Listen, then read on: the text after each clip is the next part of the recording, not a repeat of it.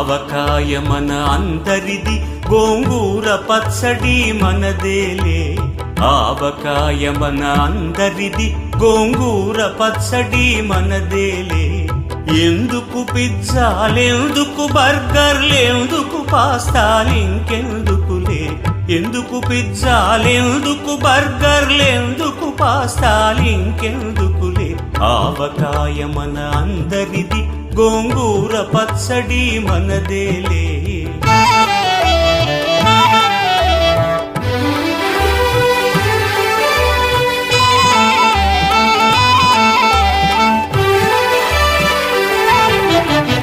ఇడ్డెన్లలోకి కొబ్బరి చట్నీ, పెసరట్టులోకి అల్లమురా.